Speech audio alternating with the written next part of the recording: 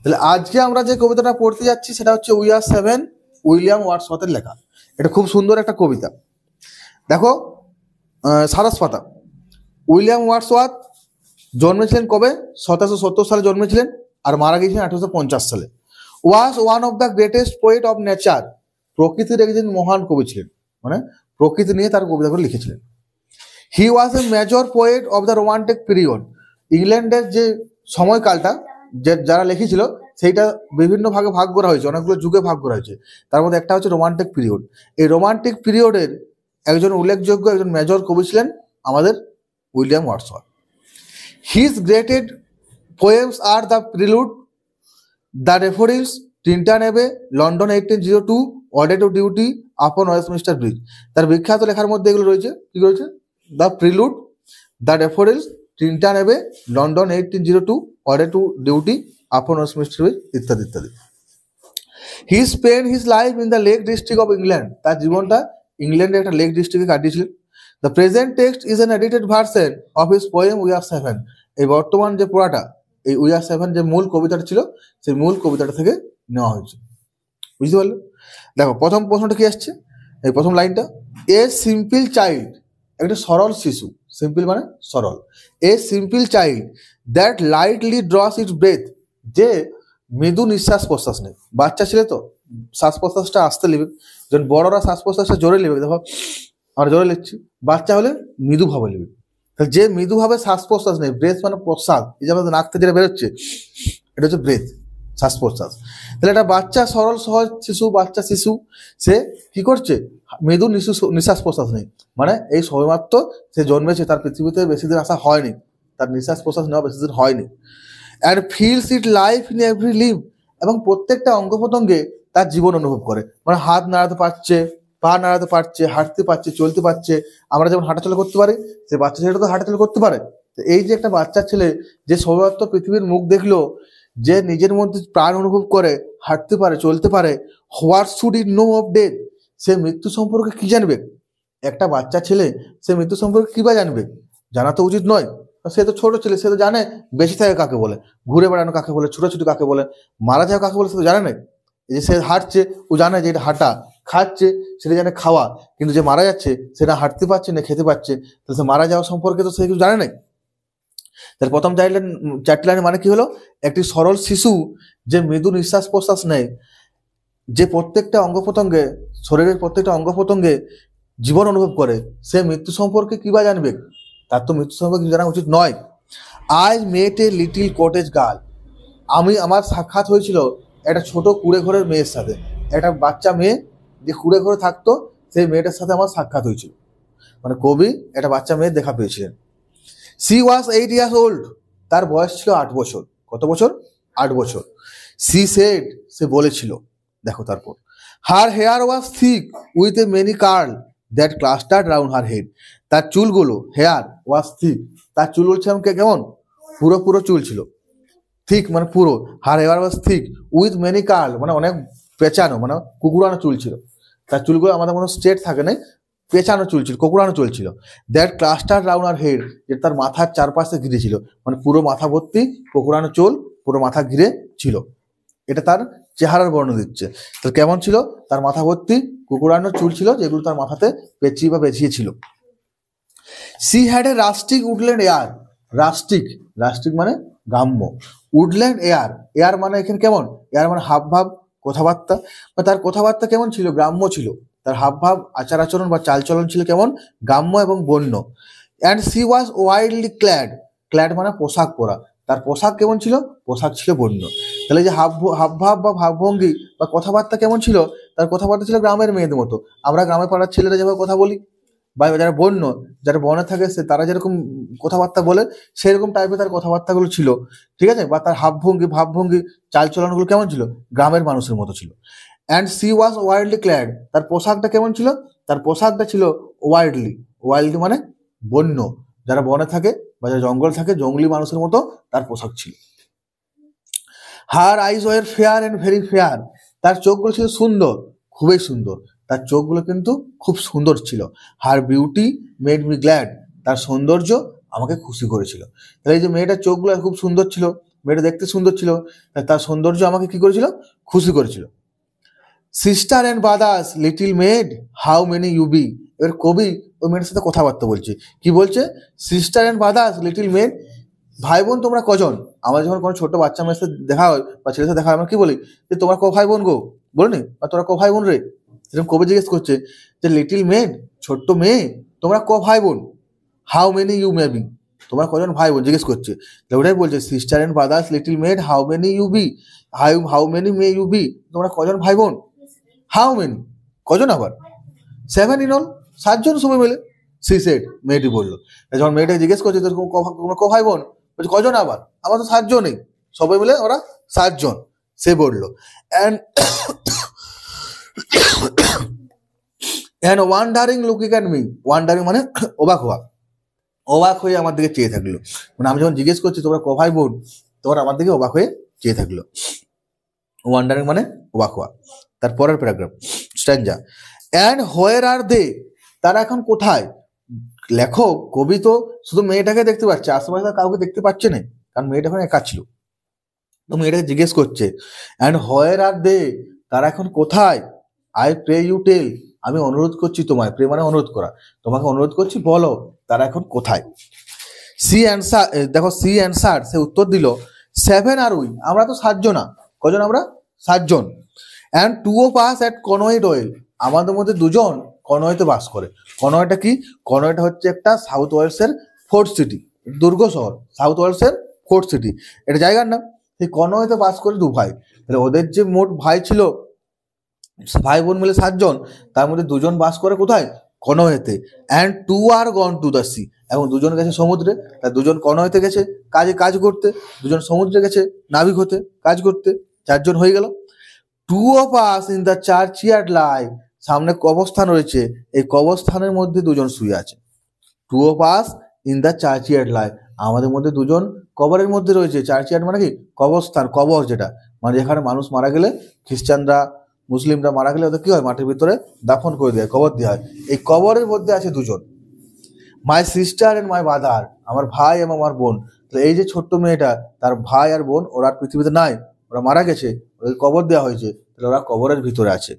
And in the চার্চইয়ার্ড cottage, এবং ওই গির্জা প্রাঙ্গণে যে কুড়ে ঘর রয়েছে বা কবরস্থানের সামনে যে কুড়ে ঘর রয়েছে, I Doyle near them with my mother, আমি আমার মায়ের সাথে সেখানে বাস করি।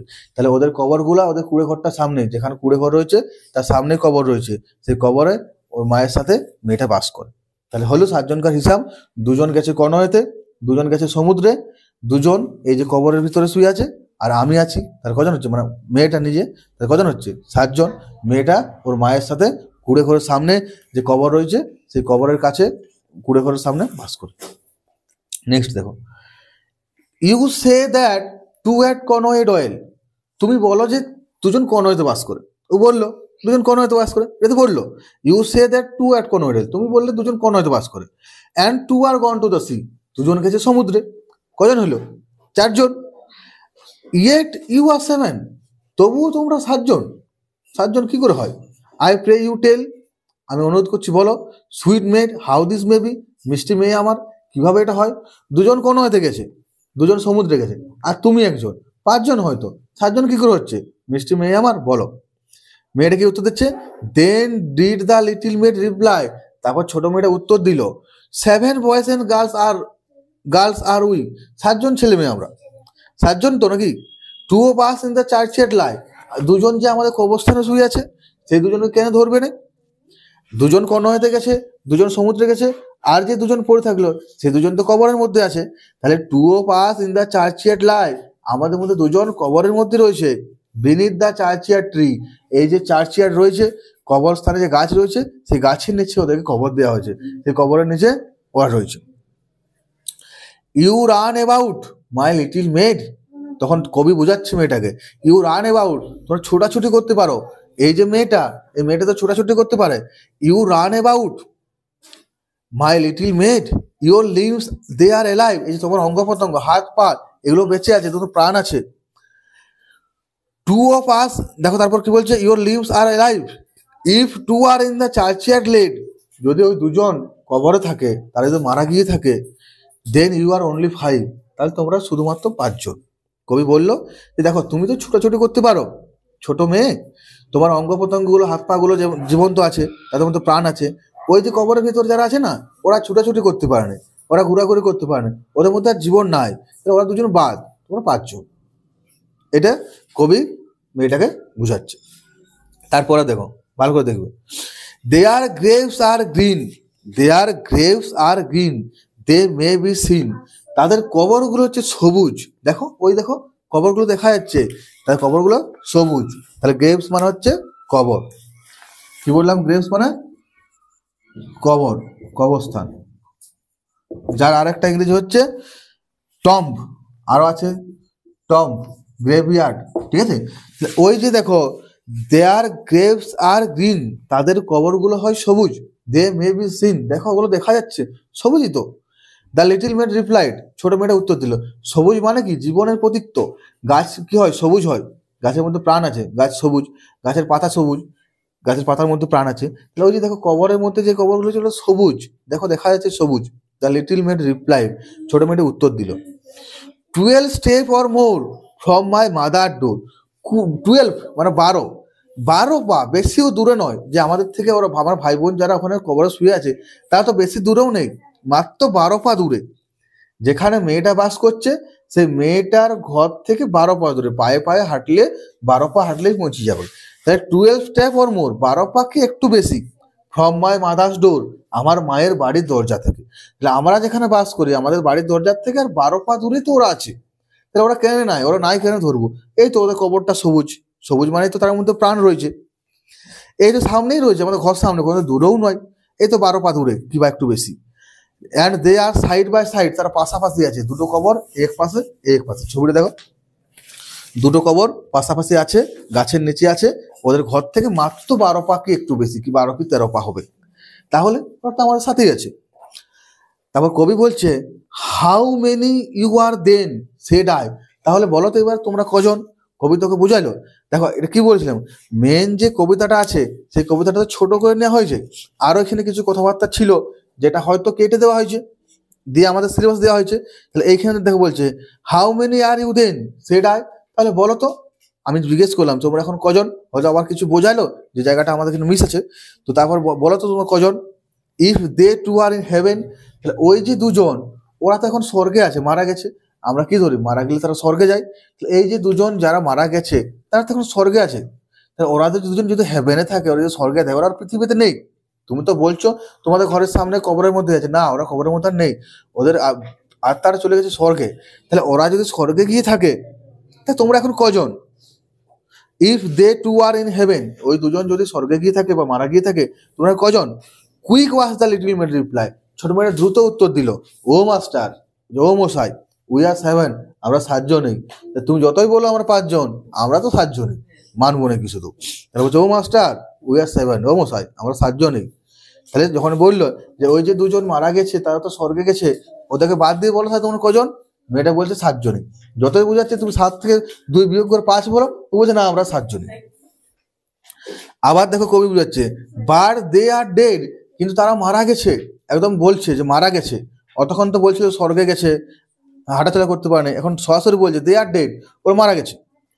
দোজ টু আর ডেড, দেখাচ্ছে ওই যে দুজন মারা গেছে, ও ধরা চলবে না। দেয়ার স্পিরিট আর ইন হেভেন, ওই যে আত্মাটা এখন স্বর্গে গেছে, মানুষ মরে যাওয়ার পর তাদের আত্মাটা বেরিয়ে যায়। স্পিরিট মানে কি? আত্মা। তাহলে দেখো স্পিরিট, স্পিরিট মানে হচ্ছে আত্মা।